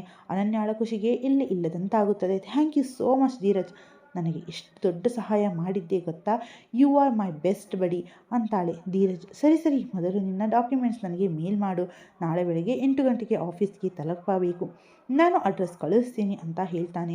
ಅನನ್ಯ ಪೂರ್ತಿ ಖುಷಿಯಿಂದ ಸರಿ ಎಂದು ಫೋನ್ ಕಟ್ ಮಾಡುತ್ತಾಳೆ. ಕಥೆಯನ್ನು ಮುಂದುವರೆಸುವ ಮೊದಲು ದಯವಿಟ್ಟು ಚಾನಲನ್ನು ಸಬ್ಸ್ಕ್ರೈಬ್ ಮಾಡಿಕೊಂಡು ಈ ಕನ್ನಡತೆಯನ್ನು ಪ್ರೋತ್ಸಾಹಿಸಿ. ನೀವು ಚಾನಲನ್ನು ಸಬ್ಸ್ಕ್ರೈಬ್ ಮಾಡಿಕೊಳ್ಳುವುದೇ ನಮಗೆ ಪ್ರೋತ್ಸಾಹ ಸಿಕ್ಕಂತೆ. ಜೊತೆಗೆ ನಿಮ್ಮ ಅನಿಸಿಕೆ ಅಭಿಪ್ರಾಯಗಳನ್ನು ತಪ್ಪದೇ ಕಮೆಂಟ್ ಮಾಡಿ ತಿಳಿಸಿ. ಖುಷಿಯಿಂದ ಕುಣಿದಾಡುತ್ತಾ, ಯಾಹೂ, ನನಗೆ ಜಾಬ್ ಸಿಕ್ತು, ನಾನು ಎಷ್ಟು ಖುಷಿಯಾಗಿದ್ದೀನಿ ಅಂತ ನನಗೆ ಹೇಳೋಕೆ ಆಗ್ತಿಲ್ಲ. ಇನ್ನು ಮುಂದೆ ನಾನು ಆರಾಮಾಗಿ ನನ್ನ ಅಪ್ಪ ಅಮ್ಮನನ್ನು ಹುಡುಕಬಹುದು ಅಂತ ತನ್ನಷ್ಟಕ್ಕೆ ತಾನೇ ಅಂದುಕೊಳ್ಳುತ್ತಾಳೆ. ಆಕೆ ಖುಷಿಯಿಂದ ತೇಲಾಡುತ್ತಿರುವಾಗಲೇ ಹಠಾತ್ತಾಗಿ ರೂಮಿನ ಬಾಗಿಲು ತೆರೆಯುತ್ತದೆ. ರೂಮ್ ಒಳಗಡೆ ವಿಕ್ರಮ್ ತನ್ನ ಕನ್ನಡಕವನ್ನು ಸರಿ ಮಾಡಿಕೊಳ್ಳುತ್ತಾ ಒಳಗೆ ಬರ್ತಾನೆ. ಬಂದು ನೋಡಿದರೆ ಅನನ್ಯ ಯಾವುದೋ ಸಣ್ಣ ಮಗುವಿನಂತೆ ಖುಷಿಯಿಂದ ನೆಗೆಯುತ್ತಿದ್ದಳು. ಇದನ್ನು ನೋಡಿ ವಿಕ್ರಮೇ ಒಂದು ಕ್ಷಣ ಏನೂ ಅರ್ಥವಾಗದೆ ಆಶ್ಚರ್ಯದಿಂದ ನೋಡುತ್ತಾನೆ. ಅಷ್ಟರಲ್ಲಿ ಅನನ್ಯ ಕಾಲು ಜಾರಿ ಕೆಳಗೆ ಬೀಳೋಕೆ ಹೋಗ್ತಾಳೆ. ಇದನ್ನು ಕಂಡ ವಿಕ್ರಮ್ ಓಡಿ ಬಂದು ಆಕೆಯನ್ನು ಗಟ್ಟಿಯಾಗಿ ಹಿಡಿದುಕೊಳ್ಳುತ್ತಾನೆ. ಇದ್ದಕ್ಕಿದ್ದಂತೆ ಬಾಗಿಲು ತೆಗೆದಿದ್ದನ್ನು ನೋಡಿ ಗಾಬರಿಯಾಗಿದ್ದ ಅನನ್ಯಗೆ ಬ್ಯಾಲೆನ್ಸ್ ತಪ್ಪಿತ್ತು. ಆದರೆ ವಿಕ್ರಮ್ ಸಮಯಕ್ಕೆ ಸರಿಯಾಗಿ ಆಕೆಯನ್ನು ಎತ್ತಿ ಹಿಡಿದಿದ್ದ. ಅನನ್ಯ ಈಗ ವಿಕ್ರಮ್ ಬಾಹುಗಳಲ್ಲಿದ್ದಳು. ವಿಕ್ರಮ್ ಆಕೆಯನ್ನು ಬೀಳದಂತೆ ಗಟ್ಟಿಯಾಗಿ ಹಿಡಿದುಕೊಂಡಿದ್ದ. ಅನನ್ಯ ಮೆಲ್ಲನೆ ವಿಕ್ರಮ್ನಿಂದ ದೂರವಾಗಿ ನೆಟ್ಟಗೆ ನಿಂತು ಅವನ ಕಣ್ಣುಗಳನ್ನು ನೋಡುತ್ತಾ ಥ್ಯಾಂಕ್ ಯು ಅಂತಾಳೆ. ವಿಕ್ರಮ್ ಕೂಡ ನೇರವಾಗಿ ನಿಂತು ತನ್ನ ಗ್ಲಾಸ್ ಸರಿ ಮಾಡಿಕೊಳ್ಳುತ್ತಾ, ಅಷ್ಟಕ್ಕೂ ಯಾಕೆ ಇಷ್ಟೊಂದು ಖುಷಿಯಾಗಿ ಕುಣಿತಾಡುತ್ತಿದ್ದೀಯಾ ಅಂತ ಕೇಳ್ತಾನೆ. ಅನನ್ಯಾಗೆ ಖುಷಿ ತಡೆಯೋಕೆ ಆಗದೆ ಕೆಲವೇ ಸಮಯದ ಮುಂಚೆಯಷ್ಟೇ ತಾನು ವಿಕ್ರಮ್ ಜೊತೆ ಜಗಳ ಆಡಿ ಬಂದಿದ್ದೆ ಅನ್ನೋದನ್ನೇ ಮರೆತು ಬಿಟ್ಟಿದ್ದಳು. ಹಾಗಾಗಿ ಹೆಚ್ಚು ಯೋಚನೆ ಮಾಡದೆ ನನಗೆ ಕೆಲಸ ಸಿಕ್ಕಿದೆ ಅಂತ ವಿಕ್ರಮ್ಗೆ ಹೇಳಿಬಿಡ್ತಾಳೆ. ಹೇಳಿದ ಮೇಲೆಯೇ ಆಕೆಗೆ ನೆನಪಾಗೋದು, ಅಯ್ಯೋ, ನಾನು ಇವನ ಜೊತೆ ಜಗಳ ಆಡಿದ್ನಲ್ಲ. ತಕ್ಷಣ ತನ್ನ ಖುಷಿಯನ್ನು ಹತೋಟಿಗೆ ತಂದುಕೊಂಡು ಶಾಂತಳಾಗುತ್ತಾಳೆ. ಕಣ್ಣುಗಳನ್ನು ಕೆಳಗೆ ಹಾಕಿ ಮೆಲ್ಲನೆ ಓರಿ ಕಣ್ಣಿನಿಂದ ವಿಕ್ರಮ್ ಮುಖ ನೋಡುತ್ತಾಳೆ. ಅವನೇನಾದರೂ ಇನ್ನೂ ಕೋಪದಲ್ಲಿದ್ದಾನಾ ಅಂತ ಚೆಕ್ ಮಾಡೋಕೆ. ಆದರೆ ವಿಕ್ರಮ್ ಮುಖದಲ್ಲಿ ಅಷ್ಟಾಗಿ ಕೋಪ ಇರಲಿಲ್ಲ. ವಿಕ್ರಮ್ ಅನನ್ಯ ಹೀಗೆ ದಿಢೀರಂತ ಸೈಲೆಂಟ್ ಆಗಿದ್ದನ್ನು ನೋಡಿ, ಸರಿ, ಈಗೇನು ಯೋಚನೆ ಮಾಡ್ತಿದ್ದೀಯಾ, ಈ ಜಾಬ್ ಮಾಡ್ತೀಯೋ ಇಲ್ವೋ ಅಂತ ಕೇಳ್ತಾನೆ. ವಿಕ್ರಮ್ ಇಷ್ಟೊಂದು ಪ್ರೀತಿಯಿಂದ ಮಾತನಾಡುತ್ತಿರುವುದನ್ನು ನೋಡಿ ಅನನ್ಯಾಗೆ ಆಶ್ಚರ್ಯವಾಗಿ ಅವನನ್ನೇ ನೋಡುತ್ತಾ ನಿಂತಿರ್ತಾಳೆ. ಮನಸ್ಸಿನಲ್ಲಿ ಈ ಮನುಷ್ಯನ ಬಾಯಲ್ಲಿ ಇವತ್ತು ಜೇನುತುಪ್ಪ ಹೇಗೆ ಸುರಿತಿದೆಯಪ್ಪ ಅಂತ ಅಂದುಕೊಳ್ಳುತ್ತಾಳೆ. ನಂತರ ನಾನು ಈ ಕೆಲಸಕ್ಕೆ ಓಕೆ ಅಂದಿದ್ದೀನಿ ಅಂತಾಳೆ. ವಿಕ್ರಮ್ ಸ್ವಲ್ಪ ಯೋಚಿಸಿ, ಸರಿ, ಒಪ್ಕೊತೀನಿ. ನಮ್ಮ ಮದುವೆ ಬರೀ ಒಂದು ಕಾಂಟ್ರಾಕ್ಟ್ ಇರಬಹುದು, ಆದರೆ ನನ್ನ ಕಡೆಯಿಂದ ಈ ಮದುವೆಯನ್ನು ಉಳಿಸಿಕೊಳ್ಳೋಕೆ ನಾನು ಸಂಪೂರ್ಣ ಪ್ರಯತ್ನ ಪಡ್ತೀನಿ. ಜೊತೆಗೆ ನಿನ್ನ ಜೀವನವನ್ನು ನಿನ್ನಿಷ್ಟದಂತೆಯೇ ಜೀವಿಸೋ ಹಕ್ಕು ನಿನಗಿದೆ. ನನ್ನಿಂದಾಗಿ ನಿನ್ನ ಕನಸುಗಳನ್ನು ನೀನು ಬಿಡಬಾರದು ಅಂತ ನಾನು ಬಯಸ್ತೀನಿ ಅಂತ ಹೇಳಿ ಅಲ್ಲಿಂದ ಹೊರಟು ಹೋಗುತ್ತಾನೆ. ಅನನ್ಯಾಗೆ ವಿಕ್ರಮ್ ಮಾತು ಕೇಳಿ ಶಾಕ್ ಆಗುತ್ತದೆ. ಇದ್ದಕ್ಕಿದ್ದಂತೆ ವಿಕ್ರಮ್ ಯಾಕೆ ಹೀಗೆ ನಡೆದುಕೊಳ್ಳುತ್ತಿದ್ದಾನೆ ಅಂತ ಆಕೆಗೆ ಅರ್ಥವೇ ಆಗಲ್ಲ.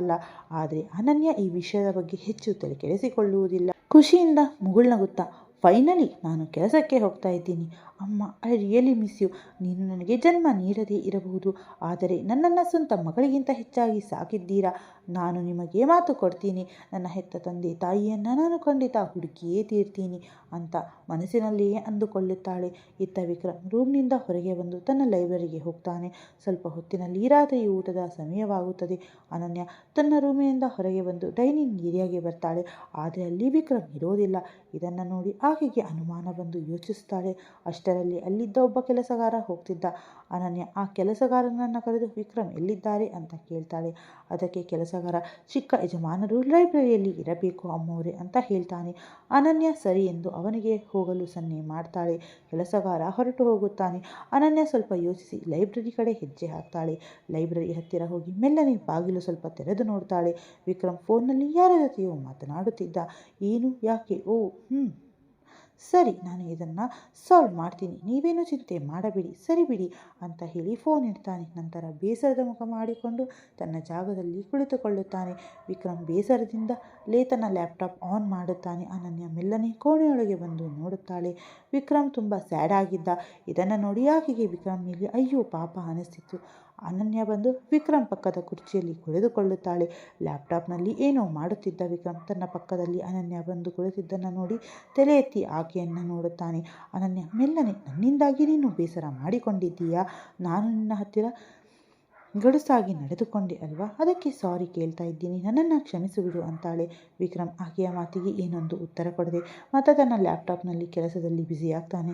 ವಿಕ್ರಮ್ ಕಡೆಯಿಂದ ಯಾವುದೇ ರಿಯಾಕ್ಷನ್ ಬರದೇ ಇದ್ದಾಗ ಅನನ್ಯಗೆ ಸ್ವಲ್ಪ ಬೇಸರವಾಗಿ ಮನಸ್ಸಿನಲ್ಲಿಯೇ ಅಯ್ಯೋ ನಾನು ಕ್ಷಮೆ ಕೂಡ ಕೇಳಾಯಿತು, ಆದರೂ ಇವನ್ಯಾಕೆ ಮುಖ ಗಂಟಿಕ್ಕಿಕೊಂಡು ಕುಳಿತಿದ್ದಾನೆ ಅಂತ ಅಂದುಕೊಳ್ಳುತ್ತಾಳೆ. ಅಷ್ಟರಲ್ಲೇ ವಿಕ್ರಮ್ ಫೋನ್ ರಿಂಗ್ ಆಗುತ್ತದೆ. ಡಿಸ್ಪ್ಲೇ ಮೇಲೆ ಅಪ್ಪ ಅಂತ ಹೆಸರು ಬರ್ತಿತ್ತು. ಇದನ್ನು ನೋಡಿ ಅನನ್ಯ ಫೋನ್ ರಿಸೀವ್ ಮಾಡು ಅಂತಾಳೆ. ಆದರೆ ವಿಕ್ರಮ್ ಫೋನ್ ಎತ್ತಲ್ಲ. ಅನನ್ಯಾಗೆ ಸ್ವಲ್ಪ ಕೋಪ ಬಂದು, ನೀನು ಎಷ್ಟು ಲಕ್ಕಿ ಗೊತ್ತಾ, ನಿನಗೆ ಅಪ್ಪ ಅಮ್ಮ ಇದ್ದಾರೆ, ಆದರೂ ನಿನಗೆ ಅವರ ಬೆಲೆ ಗೊತ್ತಿಲ್ಲ, ಆದರೆ ಫೋನ್ ಎತ್ತುತ್ತಿಲ್ಲ ನೀನು ಅಂತಾಳೆ. ವಿಕ್ರಮ್ಗೆ ಈಗಾಗಲೇ ತಲೆ ಕೆಟ್ಟಿತ್ತು. ಆದರೆ ಅನನ್ಯ ಮೇಲೆ ರೇಗಾಡೋಕೆ ಇಷ್ಟವಿಲ್ಲದೆ ಸುಮ್ಮನೆ ಫೋನ್ ರಿಸೀವ್ ಮಾಡ್ತಾನೆ. ಫೋನಿನ ಆ ಕಡೆಯಿಂದ ಒಂದು ಗಂಭೀರವಾದ ಧ್ವನಿ ಕೇಳಿಸುತ್ತದೆ. ಮಿಸ್ಟರ್ ಹೆಗಡೆ, ನೀವು ಎಷ್ಟು ಚಾಲಾಕಿಯೋ, ನಿಮಗಿಂತ ದೊಡ್ಡ ಚಾಲಾಕಿ ನಾವು ಅನ್ನೋದನ್ನು ಮರೆಯಬೇಡಿ, ನಿಮ್ಮ ಅಪ್ಪ ನಾವು. ವಿಕ್ರಮ್ ಸ್ವಲ್ಪ ಅಸಮಾಧಾನದಿಂದ, ಅಂದರೆ ನಿಮಗೆ ಈ ವಿಷಯ ಹೇಗೆ ಗೊತ್ತಾಯಿತು ಅಂತ ಕೇಳ್ತಾನೆ. ವಿಕ್ರಮ್ ಅವರ ಅಪ್ಪ, ಅದೆಲ್ಲ ಬಿಡು, ನೀನೇ ಸುಮ್ಮನೆ ಬಂದು ಬಿಸ್ನೆಸ್ ಮುನ್ನಡೆಸು, ಯಾಕಂದರೆ ನಿನ್ನ ದೊಡ್ಡಣ್ಣ ಅಲ್ಲಿ ಎಲ್ಲವನ್ನ ಹ್ಯಾಂಡಲ್ ಮಾಡ್ತಿದ್ದಾನೆ ಎನ್ನುತ್ತಾರೆ. ವಿಕ್ರಮ್ ಫೋನಲ್ಲಿ, ಸರಿ, ಆದರೆ ನಮ್ಮಿಬ್ಬರ ನಡುವೆ ಇರೋ ಆ ಡೀಲ್ ಅನ್ನು ನೀವು ಮರೆಯಬೇಡಿ ಅಂತ ಹೇಳಿ ಸಿಟ್ಟಿನಿಂದ ಫೋನ್ ಕಟ್ ಮಾಡ್ತಾನೆ. ಫೋನ್ ಇಟ್ಟ ಮೇಲೆ ವಿಕ್ರಮ್ ಇನ್ನೂ ಹೆಚ್ಚಿನ ಬೇಸರದಂತೆ ಕಾಣಿಸ್ತಾನೆ. ಅನನ್ಯಾಗೆ ವಿಕ್ರಮ್ ಈ ರೀತಿ ಇರೋದನ್ನು ನೋಡಿ ಸಹಿಸೋಕೆ ಆಗಲ್ಲ. ಯಾಕೆ ಇಷ್ಟೊಂದು ಸ್ಯಾಡ್ ಆಗಿದ್ದೀಯಾ? ನಾನೇನೋ ಕ್ಷಮೆ ಕೇಳಿದೆ ಅಲ್ವಾ, ನಿನಗೆ ನನ್ನನ್ನು ಕ್ಷಮಿಸೋಕೆ ಇಷ್ಟ ಇಲ್ಲ ಅಂದರೆ ಅಂತ ಹೇಳಿ ಎದ್ದು ನಿಂತು ತನ್ನ 2 ಕಿವಿಗಳನ್ನು ಹಿಡಿದುಕೊಂಡು, ಸೋ ಸಾರಿ ವಿಕ್ರಮ್, ನಾನು ನಿನ್ನ ಹತ್ತಿರ ಆ ರೀತಿ ಮಾತನಾಡಬಾರದಿತ್ತು, ಇಷ್ಟೇ ಸಣ್ಣ ವಿಷಯಕ್ಕೆ ಯಾಕೆ ಇಷ್ಟೊಂದು ಸ್ಯಾಡ್ ಆಗಿರ್ತೀರಾ ಅಂತ ಮಗುವಿನಂತೆ ಬೇಡ್ಕೊಳ್ತಾಳೆ. ತನ್ನದೇ ಲೋಕದಲ್ಲಿದ್ದ ವಿಕ್ರಮ್ ಅನನ್ಯ ಮಗುವಿನಂತೆ ಕಿವಿ ಹಿಡಿದು ಕ್ಷಮೆ ಕೇಳ್ತಿರೋದನ್ನು ನೋಡಿ ಮುಗುಳ್ನಗುತ್ತಾ, ಅಯ್ಯೋ ನೀನೇನು ತಲೆ ಕೆಡಿಸಿಕೊಳ್ಳಬೇಡ, ನಾನು ನಿನ್ನ ಮೇಲೇನೂ ಕೋಪಗೊಂಡಿಲ್ಲ, ಬರೀ ಆಫೀಸ್ ಕೆಲಸದ ಪ್ರೆಷರ್ ಅಷ್ಟೇ ಅಂತಾನೆ. ಅನನ್ಯ, ಓ ಹೌದಾ, ಜಾಸ್ತಿ ಟೆನ್ಷನ್ ತಗೋಬೇಡ, ಆಮೇಲೆ ಬೇಗ ಮುದುಕನಾಗಿ ಬಿಡ್ತೀಯಾ ಅಂತಾಳೆ. ಆ ಮಾತನ್ನು ಕೇಳಿ ವಿಕ್ರಮ್ಗೆ ಜೋರಾಗಿ ನಗು ಬರುತ್ತದೆ. ಅದರ ಬಗ್ಗೆ ನೀನೇನು ಚಿಂತೆ ಮಾಡಬೇಡ, ನಾನು ಮುದುಕನಾದರೂ ಸರಿ, ನಿನ್ನನ್ನು ಅಷ್ಟು ಸುಲಭವಾಗಿ ಡಿವೋರ್ಸ್ ಅಂತೂ ಕೊಡಲ್ಲ ಅಂತ ತಮಾಷೆ ಮಾಡ್ತಾನೆ. ವಿಕ್ರಮ್ ಮತ್ತೆ ನಾರ್ಮಲ್ ಆಗಿದ್ದನ್ನು ನೋಡಿ ಅನನ್ಯ ಆತನ ಮಾತಿಗೆ ಬೇಸರ ಎನಿಸುವುದಿಲ್ಲ. ಸರಿ ಬಾ, ಹೋಗಿ ಊಟ ಮಾಡೋಣ ಅಂತಾಳೆ. ವಿಕ್ರಮ್ ಎದ್ದು ನಿಂತು ಸರಿ ಅಂತ ಹೇಳಿ ಇಬ್ಬರು ಲೈಬ್ರರಿಯಿಂದ ಹೊರಗೆ ಬರ್ತಾರೆ. ಇಬ್ಬರು ಬಂದು ಡೈನಿಂಗ್ ಟೇಬಲ್ನಲ್ಲಿ ಕುಳಿತುಕೊಳ್ಳುತ್ತಾರೆ. ಅನನ್ಯ ತನಗೆ ಬೇಕಾದ ಅಡುಗೆ ಬಡಿಸಿಕೊಂಡು ತಿನ್ನಲು ಶುರು ಮಾಡ್ತಾಳೆ. ಸ್ವಲ್ಪ ಹೊತ್ತಿನಲ್ಲಿ ಇಬ್ಬರು ಡಿನ್ನರ್ ಮುಗಿಸಿ ಒಟ್ಟಿಗೆ ಮೆಟ್ಟಿಲೇರಿ ರೂಮ್ಗೆ ಹೋಗ್ತಾರೆ. ರೂಮ್ ತಲುಪಿದ ಮೇಲೆ ಅನನ್ಯ ಸ್ವಲ್ಪ ಯೋಚಿಸಿ, ನೀನು ಮಂಚದ ಮೇಲೆ ಮಲಗಿಕೋ ಅಂತಾಳೆ. ವಿಕ್ರಮ್, ಮತ್ತೆ ನೀನು ಎಲ್ಲಿ ಮಲಗ್ತೀಯಾ ಅಂತ ಕೇಳ್ತಾನೆ. ಅನನ್ಯ, ನಾನು ಸೋಫಾದ ಮೇಲೆ ಮಲಗ್ತೀನಿ, ಅದಕ್ಕೆ ಕಾರಣ ಏನು ಅಂತ ನಾನೇ ಹೇಳ್ತೀನಿ ಕೇಳು. ನಾನು ಇನ್ನೂ ಸ್ವಲ್ಪ ಕೆಲಸವಿದೆ, ಸೊ ಮಲಗೋಕೆ ಲೇಟ್ ಆಗುತ್ತೆ, ಮತ್ತು ನಾಳೆ ಬೆಳಗ್ಗೆ ನೀನು ಬೇಗ ಆಫೀಸ್ಗೆ ಹೋಗಬೇಕಲ್ವಾ, ಅದಕ್ಕೆ ನೀನು ಮಂಚದ ಮೇಲೆ ಆರಾಮಾಗಿ ಮಲಗಿಕೋ ಅಂತಾಳೆ. ಇಷ್ಟು ಹೇಳಿ ಅನನ್ಯ ತನ್ನ ಬ್ಯಾಗ್ನಿಂದ ಒಂದು ಬುಕ್ ತೆಗೆದು ಸೋಫಾದ ಮೇಲೆ ಕುಳಿತುಕೊಂಡು ಓದೋಕೆ ಶುರು ಮಾಡ್ತಾಳೆ. ವಿಕ್ರಮ್ ಅನನ್ಯಳ ಮಾತನ್ನು ಒಪ್ಪಿಕೊಂಡು ಸುಮ್ಮನೆ ಹೋಗಿ ಮಂಚದ ಮೇಲೆ ಮಲಗಿಕೊಳ್ಳುತ್ತಾನೆ. ಸ್ವಲ್ಪ ಹೊತ್ತಿನಲ್ಲೇ ವಿಕ್ರಮ್ಗೆ ಗಾಢ ನಿದ್ರೆ ಆವರಿಸಿ ಆರಾಮಾಗಿ ಮಲಗಿಬಿಡುತ್ತಾನೆ. ವಿಕ್ರಮ್ ಮಲಗಿದ್ದನ್ನು ಖಚಿತಪಡಿಸಿಕೊಳ್ಳಲು ಅನನ್ಯ ಎದ್ದು ಅವನ ಹತ್ತಿರ ಹೋಗಿ ಅವನ ಮುಖದ ಮುಂದೆ ಕೈ ಆಡಿಸಿ ನೋಡ್ತಾಳೆ. ವಿಕ್ರಮ್ ನಿಜವಾಗಿಯೂ ನಿದ್ದೆ ಮಾಡ್ತಿದ್ದಾನೋ ಇಲ್ವೋ ಅಂತ ಚೆಕ್ ಮಾಡಿ ಓಕೆ, ವಿಕ್ರಮ್ ನಿದ್ದೆಯಲ್ಲಿದ್ದಾನೆ ಅಂತ ಗೊತ್ತಾದ ಮೇಲೆ ಒಂದು ದೀರ್ಘ ನಿಟ್ಟುಸಿರು ಬಿಡುತ್ತಾಳೆ. ಅನನ್ಯ ಮೆಲ್ಲನೆ ಅಲ್ಮ್ಯಾರ ಹತ್ತಿರ ಹೋಗಿ ಅದರಲ್ಲಿದ್ದ ಒಂದು ಹಳೆಯ ಫೋಟೋ ಆಲ್ಬಮ್ ಹೊರಗೆ ತೆಗೆಯುತ್ತಾಳೆ. ಇದು ಅದೇ ಆಲ್ಬಮ್. ಒಮ್ಮೆ ವಿಕ್ರಮ್ ಆಕೆಗೆ ತೋರಿಸಿದ್ದನಲ್ಲ ಅದು. ಅನನ್ಯ ಆ ಆಲ್ಬಮ್ನಲ್ಲಿ ಇದ್ದ ಒಂದು ನಿರ್ದಿಷ್ಟ ಫೋಟೋವನ್ನು ತೆಗೆದು ತನ್ನ ಫೋನ್ನಲ್ಲಿ ಅದನ್ನು ಫೋಟೋ ತೆಗೆಯುತ್ತಾಳೆ. ಫೋಟೋ ತೆಗೆದುಕೊಂಡು ಮೇಲೆ ಮತ್ತೆ ಆ ಆಲ್ಬಮನ್ನು ಮುಚ್ಚಿ ಇದ್ದ ಜಾಗದಲ್ಲೇ ಎತ್ತಿಡುತ್ತಾಳೆ. ನಂತರ ಸೋಫಾದ ಹತ್ತಿರ ಬಂದು ಕುಳಿತು ಏನೇನೋ ಯೋಚಿಸುತ್ತಾ ಹಾಗೆ ತೂಕಡಿಸಿ ಮಲಗಿಬಿಡುತ್ತಾಳೆ. ಬೆಳಗ್ಗೆ ಅನನ್ಯ ಕಣ್ಣು ತೆರೆದು ನೋಡಿದಾಗ ಆಕೆ ಮಂಚದ ಮೇಲಿದ್ದಳು. ಇದನ್ನು ನೋಡಿ ಆಕೆಗೆ ಆಶ್ಚರ್ಯ, ಅಯ್ಯೋ ನಾನು ನಿನ್ನೆ ರಾತ್ರಿ ಸೋಫಾದ ಮೇಲೆ ಮಲಗಿದ್ದು ಇಲ್ಲಿ ಹೇಗೆ ಬಂದೆ ಅಂತ ಯೋಚಿಸುತ್ತಾಳೆ. ಅಷ್ಟರಲ್ಲಿ ಮನೆ ಕೆಲಸದವನು ಒಳಗೆ ಬಂದು, ಚಿಕ್ಕಮ್ಮವರೇ ಎದ್ರ, ಚಿಕ್ಕ ಯಜಮಾನರು ಆಫೀಸ್ಗೆ ಹೊರಟು ಹೋದರು. ನಿಮಗೆ ಬೆಳಗ್ಗೆ ತಿಂಡಿ ಕೊಟ್ಟು ಆಮೇಲೆ ಡ್ರೈವರ್ಗೆ ನಿಮ್ಮನ್ನು ಕಂಪನಿಗೆ ತಲುಪಿಸೋಕೆ ಹೇಳಿದ್ದಾರೆ ಅಂತ ತಿಳಿಸ್ತಾನೆ. ಅನನ್ಯ ಹ್ಞೂ ಅಂತ ತಲೆಯಾಡಿಸಿ, ಸರಿ ನೀವು ಹೋಗಿ, ನಾನು ಮುಖ ತೊಳೆದುಕೊಂಡು ಬರ್ತೀನಿ ಅಂತಾಳೆ. ಕೆಲಸಗಾರ ಹೊರಟು ಹೋಗುತ್ತಾನೆ. ಅನನ್ಯ ತನ್ನ ಆಲೋಚನೆಗಳಿಂದ ಹೊರಗೆ ಬಂದು ಬೇಗ ಬೇಗ ವಾಶ್ರೂಮ್ಗೆ ಹೋಗಿ ಕಂಪನಿಗೆ ಹೋಗಲು ರೆಡಿಯಾಗುತ್ತಾಳೆ. ರೆಡಿಯಾಗಿ ಕೆಳಗೆ ಬಂದು ಬೇಗ ಬೇಗ ನಾಷ್ಟ ಮುಗಿಸುತ್ತಾಳೆ. ನಾಷ್ಟ ಆದ ಮೇಲೆ ಧೀರಜ್ಗೆ ಫೋನ್ ಮಾಡಿ ಆಫೀಸ್ ಅಡ್ರೆಸ್ ಕಳಿಸೋಕೆ ಹೇಳ್ತಾಳೆ. ಧೀರಜ್ ಆಕೆಗೆ ಅಡ್ರೆಸ್ ಮೆಸೇಜ್ ಮಾಡುತ್ತಾನೆ. ಅನನ್ಯ ಹೊರಗೆ ಬಂದು ಡ್ರೈವರ್ಗೆ ಆ ಅಡ್ರೆಸ್ ತೋರಿಸುತ್ತಾಳೆ. ಡ್ರೈವರ್ ಏನು ಮಾತನಾಡದೆ ಆಕೆಯನ್ನು ಆ ಜಾಗಕ್ಕೆ ಕರೆದುಕೊಂಡು ಹೋಗುತ್ತಾನೆ. ಅಡ್ರೆಸ್ ತಲುಪಿಸಿ ಮೇಲೆ ಅನನ್ಯ ಕಾರಿನಿಂದ ಇಳಿದು ಡ್ರೈವರ್ ಅಂಕಲ್ಗೆ ಮನೆಗೆ ಹೋಗಲು ಹೇಳ್ತಾಳೆ. ಡ್ರೈವರ್ ಅಲ್ಲಿಂದ ಹೊರಟು ಹೋಗುತ್ತಾನೆ. ಅನನ್ಯ ತನ್ನೆದುರು ಬೃಹತ್ ಗಗನಚುಂಬಿ ಕಟ್ಟಡವನ್ನು ನೋಡಿ, ಅಬ್ಬಾ ಎಷ್ಟು ದೊಡ್ಡ ಬಿಲ್ಡಿಂಗ್ ಇದು, ನನ್ನ ಕಣ್ಣುಗಳೆಲ್ಲ ಹಿಡಿಸುತ್ತಿಲ್ಲವಲ್ಲ, ಇದನ್ನು ನೋಡೋಕೆ ನನ್ನ ಕತ್ತು ಎಷ್ಟು ಎತ್ತರ ಮಾಡಬೇಕಾಗಿದೆ, ಕತ್ತೆ ನೋವು ಬರ್ತಿದೆ ಅಂತ ತನ್ನಷ್ಟಕ್ಕೆ ತಾನೇ ಮಾತನಾಡಿಕೊಳ್ಳುತ್ತಾಳೆ. ಹೀಗೆ ತನ್ನಷ್ಟಕ್ಕೆ ತಾನೇ ಮಾತನಾಡಿಕೊಳ್ಳುತ್ತಾ ಅನನ್ಯ ಕಂಪನಿ ಒಳಗಡೆ ಬರ್ತಾಳೆ. ಒಳಗ ಬಂದ ಮೇಲೆ ಅಲ್ಲಿದ್ದ ಆಡಂಬರ ಮತ್ತು ವಾತಾವರಣ ನೋಡಿ ಆಕೆಗೆ ಅಚ್ಚರಿಯೋ ಅಚ್ಚರಿ. ಅಬ್ಬಾ, ಇದನ್ನು ನೋಡಿದರೆ ನಾನೇನು ಕಂಪನಿಯಲ್ಲಿ ಕೆಲಸ ಮಾಡೋಕ್ಕೆ ಬಂದಿದ್ದೀನಿ ಅಂತ ಅನ್ನಿಸ್ತಾನೇ ಇಲ್ಲ. ಇಲ್ಲಿ ಕೆಲಸಗಾರರಿಗೆ ಎಷ್ಟು ಸೂಪರಾಗಿ ಮ್ಯಾನೇಜ್ಮೆಂಟ್ ಮಾಡ್ತಿದ್ದಾರೆ. ನಾನಂತೂ ಫುಲ್ ಇಂಪ್ರೆಸ್ ಆಗಿಬಿಟ್ಟೆ. ಈ ಕಂಪನಿ ಓನರ್ ಯಾರೋ ಗೊತ್ತಿಲ್ಲ, ಆದರೆ ತನ್ನ ಕೆಲಸಗಾರರ ಬಗ್ಗೆ ತುಂಬ ಕಾಳಜಿ ವಹಿಸ್ತಾನೆ ಅಂತ ಅಂತೂ ನನಗೆ ಗೊತ್ತಾಯಿತು. ಆ ಓನರ್ ಇಷ್ಟ ಆಗಿಬಿಟ್ಟ, ಯಾರೋ ಏನು ಪಾಪ ಅಂತ ಗೊಣಗಿಕೊಳ್ಳುತ್ತಾ ನಡೆಯುತ್ತಿರುವಾಗ ಆಕೆಯ ಕಣ್ಣು ಧೀರಜ್ ಮೇಲೆ ಬೀಳುತ್ತದೆ. ಅನನ್ಯ ಮುಗುಳ್ನಗುತ್ತಾ ಧೀರಜ್ ಕಡೆ ಹೆಜ್ಜೆ ಹಾಕುತ್ತಾಳೆ. ಧೀರಜ್ ಹತ್ತಿರ ಬಂದು, ನನ್ನ ಡಾಕ್ಯುಮೆಂಟ್ ತಗೋ ಅಂತಾಳೆ. ಧೀರಜ್ ಆ ಡಾಕ್ಯುಮೆಂಟ್ ತೆಗೆದುಕೊಂಡು 3ನೇ ಫ್ಲೋರ್ಗೆ ಹೋಗಿ ಯಾರನ್ನಾದರೂ ಬಾಸ್ ಕ್ಯಾಬಿನ್ ಎಲ್ಲಿದೆ ಅಂತ ಹೇಳ್ತಾರೆ. ನನಗೆ ಸ್ವಲ್ಪ ಕೆಲಸವಿದೆ, ನಾನು ಹೋಗ್ತೀನಿ ಅಂತಾನೆ. ಅನನ್ಯ ಮಗುವಿನಂತೆ ಮುಖ ಸಣ್ಣಗೆ ಮಾಡಿಕೊಂಡು, ತೋರಿಸ್ಬಿಟ್ಟೆಲ್ಲೋ ನಿನ್ನ ಸ್ನೇಹನ, ಅಂದರೆ ನೀನು ನನ್ನನ್ನು ಬಾತ್ರೂಮ್ವರೆಗೂ ಕರೆದುಕೊಂಡು ಹೋಗಲ್ವಾ, ನಾನು ಒಬ್ಬಳೇ ಹೋಗಬೇಕಾ, ನಾನು ಈ ಕಂಪನಿಗೆ ಮೊದಲ ಬಾರಿಗೆ ಬಂದಿದ್ದೀನಿ ಅಂತ ನಿನಗೆ ಗೊತ್ತಲ್ವಾ, ನಾನು ಎಲ್ಲಾದರೂ ಕಳೆದು ಹೋದರೆ ನಿನಗೆ ಚಿಂತೆನೇ ಇಲ್ವಾ, ನಿನಗಿಂತ ನನ್ನ ಸ್ಕೂಟಿ ಪಿಂಕಿನೇ ಮೇಲು, ಅದು ಕನಿಷ್ಠ ನನ್ನನ್ನು ತಲುಪಬೇಕಾದ ಜಾಗಕ್ಕಾದರೂ ತಲುಪಿಸ್ತಿತ್ತು ಅಂತ ಬೈತಾಳೆ. ಧೀರಜ್ ಕಣ್ಣು ದೊಡ್ಡದ್ದು ಮಾಡಿ, ಏನೇ ನೀನು ಆ ಸ್ಕೂಟಿಗೂ ನನಗೂ ಕಂಪೇರ್ ಮಾಡ್ತೀಯಾ ಅಂತಾನೆ. ಅನನ್ಯ ಮುಖ ಸಣ್ಣಗೆ ಮಾಡಿಕೊಂಡು, ನಾನೇನು ತಪ್ಪು ಹೇಳಿದ್ದೆ, ಸರಿಯಾಗಿಯೇ ಹೇಳಿದ್ದೀನಿ, ನಿನಗೆ ಬೇಸರ ಅನಿಸಿದ್ರೆ ನೇರವಾಗಿ ಹೇಳು, ಯಾಕೆ ಮಾತನ್ನು ಹೀಗೆ ಜಿಲೇಬಿ ಥರ ಸುತ್ತಿಸ್ತೀಯ ಅಂತಾಳೆ. ಧೀರಜ್ಗೆ ಅನನ್ಯ ಜೊತೆ ಮಾತನಾಡಿ ಗೆಲ್ಲೋಕೆ ಆಗಲ್ಲ ಅಂತ ಅರ್ಥವಾಗಿ ಬಿಡುತ್ತದೆ. ಅದಕ್ಕೆ ಆತ ಸುಮ್ಮನೆ ಅನನ್ಯ ಕೈ ಹಿಡಿದು ತನ್ನ ಜೊತೆ ಬಾಸ್ ಕೇಬಿನ್ ಕಡೆ ಕರೆದುಕೊಂಡು ಹೋಗುತ್ತಾನೆ. ಅನನ್ಯ ಸುಮ್ಮನೆ ಧೀರಜ್ ಹಿಂದೆ ಹೋಗ್ತಾನೆ. ಲಿಫ್ಟ್ ಒಳಗೆ ಹೋಗೋಕ್ಕೂ ಮುಂಚೆ ಧೀರಜ್ ಕಡೆ ನೋಡಿ, ನಾನೇನಾದರೂ ಅಂತ ಹೇಳುವಷ್ಟರಲ್ಲಿ ಆಕೆಯ ಕಣ್ಣೆದುರಿಗೆ ವಿಕ್ರಮ್ ಕಾಣಿಸಿಕೊಳ್ಳುತ್ತಾನೆ. ವಿಕ್ರಮ್ ನೋಡಿದ ತಕ್ಷಣ ಅನನ್ಯ ಮುಖದಲ್ಲಿ ದೊಡ್ಡದೊಂದು ನಗು ಮೂಡುತ್ತದೆ. ಅಂದ ಹಾಗೆ ಇವತ್ತು ಬೆಳಗ್ಗೆ ವಿಕ್ರಮ್ ಕಣ್ಣು ತೆರೆದು ನೋಡಿದಾಗ ಅನನ್ಯ ಸೋಫಾದಿಂದ ಕೆಳಗೆ ಬೀಳೋಕೆ ಹೋಗ್ತಿದ್ಲು. ಇದನ್ನು ನೋಡಿ ವಿಕ್ರಮ್ ತಕ್ಷಣ ಎದ್ದು ಓಡಿ ಬಂದು ಅನನ್ಯಳನ್ನು ಬೀಳದಂತೆ ಕಾಪಾಡಿದ್ದ. ಆಮೇಲೆ ಆಕೆಯನ್ನು ಎತ್ತಿಕೊಂಡು ಹೋಗಿ ಮಂಚದ ಮೇಲೆ ಮಲಗಿಸಿದ ಮೇಲೆ ಸ್ವಲ್ಪ ಹೊತ್ತು ಅನನ್ಯಳನ್ನೇ ಪ್ರೀತಿಯಿಂದ ದಿಟ್ಟಿಸಿ ನೋಡಿದ್ದ. ಅವನ ಕಣ್ಣುಗಳಲ್ಲಿ ಅನನ್ಯ ಮೇಲಿರುವ ಅಪಾರವಾದ ಪ್ರೀತಿ ಎದ್ದು ಕಾಣುತ್ತಿತ್ತು. ನಂತರ ಮೆಲ್ಲನೆ ಆಕೆಯ ಹಣೆಗೊಂದು ಮುತ್ತಿಟ್ಟು ಗುಡ್ ಮಾರ್ನಿಂಗ್ ಹೇಳಿ ಆಫೀಸ್ಗೆ ರೆಡಿ ಆಗೋಕೆ ಹೋಗಿದ್ದ. ಈಗ ಆ ನೆನಪಿನಿಂದ ಹೊರಬಂದ ವಿಕ್ರಮ್ ತನ್ನೆದುರು ನಿಂತಿರುವ ಅನನ್ಯಳನ್ನು ನೋಡಿ ಮುಗುಳ್ನಗುತ್ತಾನೆ. ಆದರೆ ಏನೊಂದೂ ಮಾತನಾಡಲ್ಲ. ವಿಕ್ರಮ್ ಸುತ್ತಲೂ ಜಾಗ ಖಾಲಿ ಇತ್ತು. ಆದರೆ ಆ ಲಿಫ್ಟ್ ಒಳಗೆ ಹೋಗೋಕೆ ಆಫೀಸ್ನಲ್ಲಿ ಯಾರಿಗೂ ಧೈರ್ಯವಿರಲಿಲ್ಲ.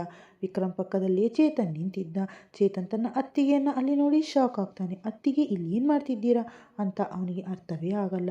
ಆಮೇಲೆ ತನ್ನ ಅಣ್ಣನ ಕಡೆ ನೋಡಿದರೆ ಅಣ್ಣ ಮುಗುಳ್ನಗುತ್ತಿದ್ದ. ಅಣ್ಣನ ಮುಖದಲ್ಲಿ ನಗು ನೋಡಿ ಚೇತನ್ಗೆ ಇನ್ನಷ್ಟು ಆಶ್ಚರ್ಯ. ಅತ್ತಿಗೆ ಇಲ್ಲಿಗೆ ಬಂದಿದ್ದು ಆಕಸ್ಮಿಕವಲ್ಲ, ಇದರ ಹಿಂದೆ ಅಣ್ಣನದ್ದೇ ಏನೋ ಪ್ಲ್ಯಾನ್ ಇದೆ ಅಂತ ಚೇತನ್ಗೆ ಅರ್ಥವಾಗುತ್ತದೆ. ಧೀರಜ್ ಅನನ್ಯನ ಕರೆದುಕೊಂಡು ಬಂದು VIP ಲಿಫ್ಟ್ ಮುಂದೆ ನಿಲ್ಲಿಸುತ್ತಾನೆ. ಆಮೇಲೆ ಆಕೆಗೆ ತಿಳಿಸಿ ಹೇಳೋಕೆ ನೋಡ್ತಾನೆ, ಇದು ಆಫೀಸ್ ಎಂಪ್ಲಾಯ್ ಲಿಫ್ಟ್ ಅಲ್ಲ, ಇದು ಕಂಪನಿ CEO ಅವರ ಪರ್ಸನಲ್ ಲಿಫ್ಟ್ ಅಂತ. ಆದರೆ ಅನನ್ಯ ಎಲ್ಲಿ ಕೇಳ್ತಾಳೆ, ಆಕೆಗೆ ಲಿಫ್ಟ್ ಅಂದರೆ ಲಿಫ್ಟ್ ಅಷ್ಟೇ. ಅದಕ್ಕೆ ಆಕೆ ಸುಮ್ಮನೆ ಅಲ್ಲೇ ನಿಂತಿರ್ತಾಳೆ. ಅಷ್ಟರಲ್ಲಿ ಲಿಫ್ಟ್ ತೆರೆದು ಒಳಗಿದ್ದ ವಿಕ್ರಮ್ನ ನೋಡಿ ಧೀರಜ್ಗೆ ಆಶ್ಚರ್ಯವಾಗುತ್ತದೆ. ಲಿಫ್ಟ್ ಬಾಗಿಲು ತೆರೆಯುತ್ತಿದ್ದಂತೆ ಧೀರಜ್ ತನ್ನ ಬಿಗ್ ಬಾಸ್ ವಿಕ್ರಮ್ಗೆ ವಿಶ್ ಮಾಡೋಕೆ ಹೋಗ್ತಾನೆ. ವಿಕ್ರಮ್ ತಕ್ಷಣ ಧೀರಜ್ಗೆ ಸುಮ್ಮನಿರೋ ಅಂತ ಸನ್ನೆ ಮಾಡ್ತಾನೆ. ಬಾಸ್ ಯಾಕೆ ಸುಮ್ಮನಿರಲು ಸನ್ನೆ ಮಾಡ್ತಿದ್ದಾರೆ ಅಂತ ಧೀರಜ್ಗೆ ಅರ್ಥವೇ ಆಗಲ್ಲ.